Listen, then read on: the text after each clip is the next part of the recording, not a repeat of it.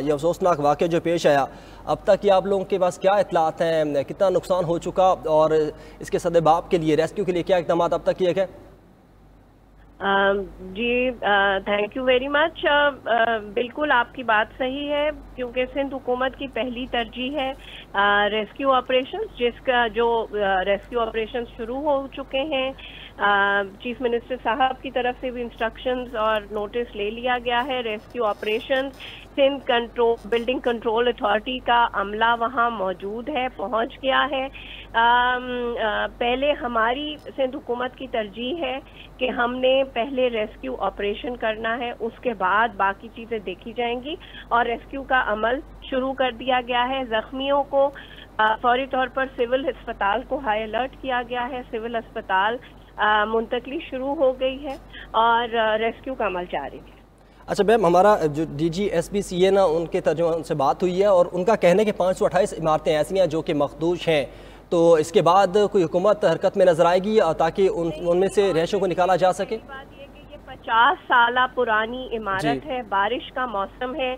इन 13 खानदानों को notice already हुए हुए थे, लेकिन ये जो कदीम इलाकों में पुराने इलाकों में लोग रहते हैं, वो बासानी घर खाली नहीं करते और उन घरों की मुरम्मत भी नहीं की जाती। इन घरों को ऑलरेडी नोटिस है। बाकी भी जो बिल्डिंग्स हैं जिनकी आप निशानदेही कर रहे हैं, उनको भी नोटिस हुए हुए हैं। अब फौरी तौर पर, लेकिन क्योंकि एक हादसा हो गया है, तो जाहिर सी बात है कि गवर्नमेंट कोशिश करेगी कि जल्द अज जल्द उन घरों, उन बिल्डिंग्स को खाली कराया जाए। तो मैम, अगर वो लोग जैसे आप कह रही हैं कि वो रजिस्ट करते हैं, अगर वो लोग नहीं घर छोड़ते तो उसके लिए फिर इंतजामिया क्या करेगी आपकी? नहीं, देखें, अगर वो रेजिस्ट करेंगे, लेकिन फिर बाय फोर्स गवर्नमेंट को, क्योंकि जानी नुकसान तो नहीं वो किया जा सकता। जानी नुकसान का तो कोई नेमुल बदल नहीं है ना। अगर इंसान की जान चली जाएगी, अब एक हादसा हुआ है, गवर्नमेंट बाय फोर्स करेगी और उनको खाली कराने के लिए इक़दाम किए। तो मैम ये फरमाइएगा, 528 इमारतें हज़ारों की तादाद में रिहायशी होंगी, उन्हें मुंतकिल कहाँ किया जाएगा? उस वाले से कोई इंतजाम किए जा रहे हैं? वो जाहिर सी बात है, उसके लिए प्लान आउट होगा, प्लान किया जाएगा। कुछ इमारतें ऐसी भी हैं कि जिनको फौरी तौर पे जो है वो कराया जा सके रिपेयर, तो वो रिपेयर करा के उनको उनके रिहायशियों को वहाँ रहने दिया जाएगा।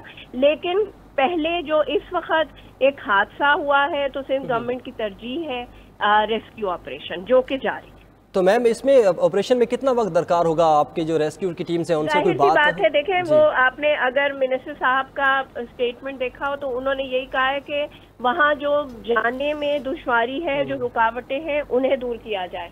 तो इस वक्त वो अमल जारी है और हमारी तो कोशिश होगी जल्द अज जल्द, क्योंकि जो मेट ऑफिस है उसकी प्रिडिक्शन है नेक्स्ट बारिश की। हमारी कोशिश है कि जल्द अज जल्द ये ऑपरेशन मुकम्मल किया जाए। ठीक है, तर्जुमान सिंध हुकूमत सादिया जावेद साहिबा हमारे साथ मौजूद थी। मैम, आपके कीमती वक्त का बहुत शुक्रिया। और उनका यही कहना है कि अब पहला जो हमारा मकसद है और जो प्रायोरिटी है, वो जो यहाँ पे मलबे तले दबे लोग हैं उन्हें निकालना और रेस्क्यू ऑपरेशन को मुकम्मल करना, और उसके बाद जो बाकी 528 बिल्डिंग्स हैं जो कि बोसीदा करा दी जा चुकी हैं, जो रहने के लायक नहीं हैं, उनको खाली करवाया जाएगा। अब इस पर किस हद तक अमल होता है ये तो पता चल जाएगा, लेकिन अफसोसनाक अब तक खबर ये है कि 6 से ज़्यादा लोग अब तक जो हैं वो जाँ भाग हो चुके हैं और इतने ही ज़ख्मी हैं, और रेस्क्यू का इस वक्त अमल जारी है।